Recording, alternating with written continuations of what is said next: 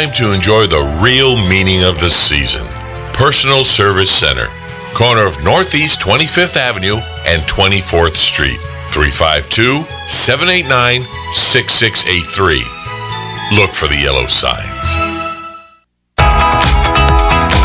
Direct Connect to UCF, where students who attend the College of Central Florida and graduate with an AA or articulated AS degree are guaranteed admission to the University of Central Florida. Success coaches are ready and waiting to assist you in designing an educational plan that is right for you in any of their locations across Central Florida. Remember, connecting is easy and guaranteed. Find out more at directconnecttoUCF.com. Broadcasting from the Paddock Mall Studios, this is WOCA, Ocala, Gainesville, The Villages, 1370 AM, 96.3 FM, The Source.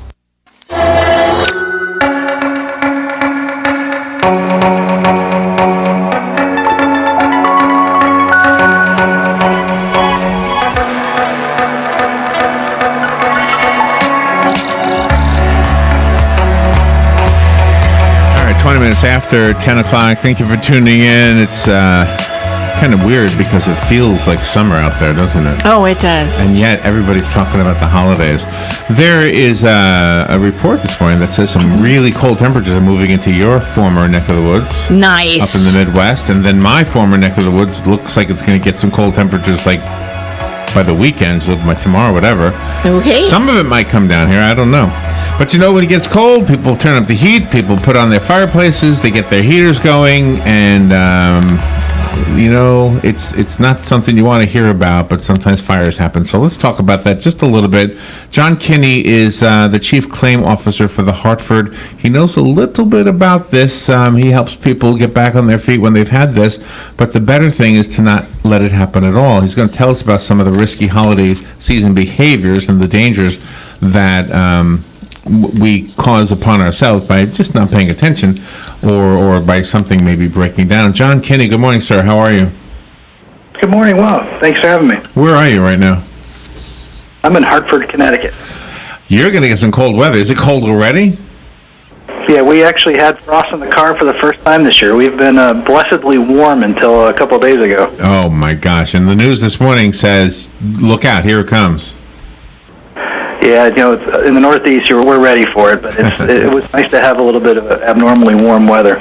You know, when you say the Northeast is ready for it, I want to comment on that real quickly because Florida, typically people don't prepare for it a whole lot. And while we don't get snow, we often have some nights where temperatures are cold and some people don't have furnaces. And they will literally do something foolish, like buy one of those cheap heaters. And next thing you know, they've got a wire, an electric fire that starts. And so do you see these kind of claims coming into the Hartford? Absolutely. And Larry, it's a good point. And a lot of the things we're going to talk about today really don't matter where you live.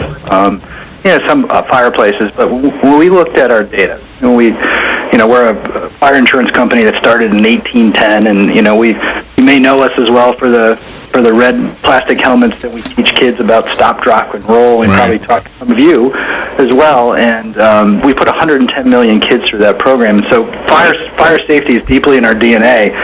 And what we did is we looked at all our claim data and said, unfortunately, a house fire in the United States still happens every 86 seconds. But between Thanksgiving and New Year's Day, it actually doubles. The chances of a fire double. And the severity of those fires actually goes up as well. And it's because there's really four main reasons, and it's not so much dependent upon where you live in the country as it is about some of the common things that happen no matter where you are in the country during the holidays. And one of which, the top reason is cooking. The second reason is candles. The third reason is fireplace and chimneys, but we'll talk about that in a second if you'd like. And then lastly, electrical, which as much as the space heaters are going to happen no matter what. Right.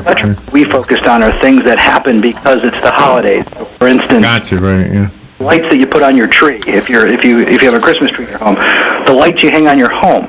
These are things that only happen in this 2-month window that increase the risk of fire. Right. Yeah, I bet it does. I mean, I don't know much about how the snow sits on the wires if you're up in the Northeast or in the North anywhere. But I mean, if that water gets into those wires, I'm guessing that could be some of the problem, huh?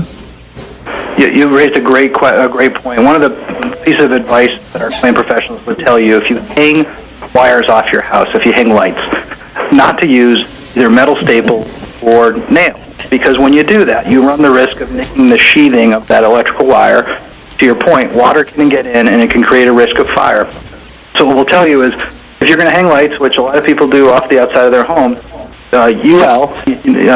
United Underwriters Laboratories, which a lot of people know is stamped on virtually every electrical outlet, they make fire-safe hooks that you can use for your lights outside to reduce that risk of water getting into those wires and causing a fire. Oh, okay. So is there a way that we could perhaps know a little bit more information, like the internet or something like that? Do you have a website that you guys put together?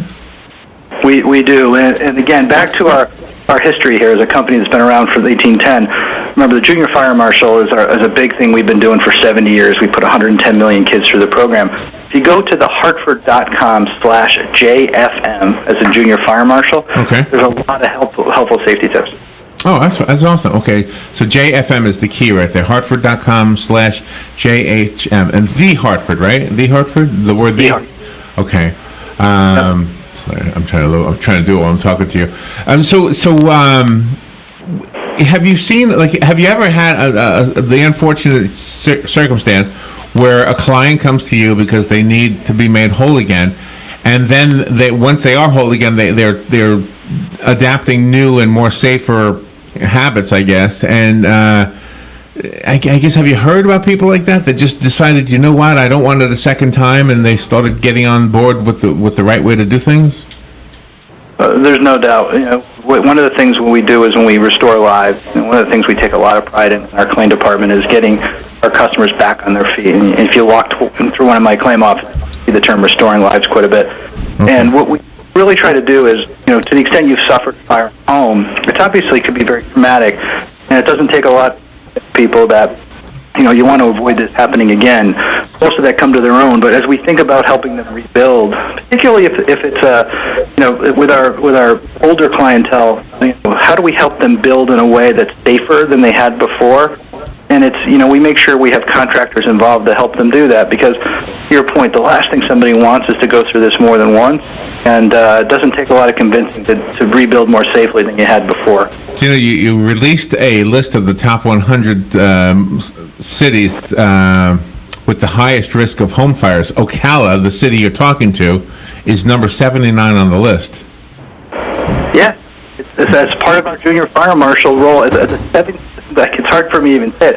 The 70th anniversary of that program was this year, and what we did is we took a look at all of our data and as a way to help people understand that just because you're down in beautiful southwest or southeast Florida or mid Florida, that you still have a risk of fire. And it's things you can do how do we help you arm yourselves with things to do to stop those fires from happening? What's interesting is some of the bigger cities in our area are not on this list, so we need to pay attention to this and start to do the things we need to do to prevent this from happening. It's those things that it happens all year, but especially in the holiday season. I'll give you a piece of advice that the claim professionals that work in our shop told me. I'm a cook.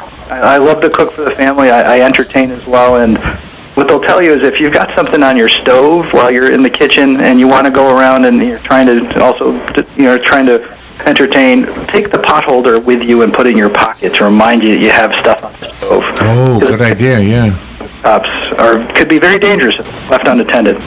And also, too, bakers. I mean, you bake a lot during the holidays. Sometimes I'll forget to put my a catch pan underneath, and then it'll spill over, and then I forget to clean the oven, and that could be a potential disaster. Oh, so when you pull apart the kitchen accidents, that's right up there among the most dangerous in terms of an unsafe, uncleaned stove. And as part of this work, we actually surveyed more than 1,000 people, and we asked them for things they do or would admit to doing in the kitchen that may increase the risk of fire. And not surprisingly, 47% of the people we surveyed admit to using a stove or oven that was less than clean. Wow. And I have a bad habit of sitting on the couch and watching TV during the holiday season, and I've got all my candles lit and my tree and everything is on, and then I'll fall asleep, and then I'll wake up. It's oh my gosh, I've got candles lit in my house. That's right. You shouldn't. I have that bad habit. Don't do that. Like you hit it right on the head. It's distraction. Like when you think about why it's so increased during this time of the year, it's the distraction coupled with what else is sitting in your house that may not have been there in October, like around decorations and Christmas trees and things like that. And you hit it right on the head. You're not alone. A lot of people, when you can get distracted, whether it be because you're tired or otherwise trying to keep people busy in the house, it's a leading cause for fires. What is number one on this list? Oh, here it is. It's Detroit. Detroit is number one on the list. Wow. Oh, gosh. Well, the information is very, very sobering, I guess is a good word. It'll definitely shake you and remind you got to take care of this. 1 in 8 Americans have experienced a home fire. Don't let that be you. The website that we have here is thehartford.com/ what was it again? JFM? JFM for Junior Fire Marshal. Thank you for being on the air to remind us of this, John, and have a great holiday season yourself. You too. Thank you. All right, we will take a little break, and we'll be right back. This is WOCA.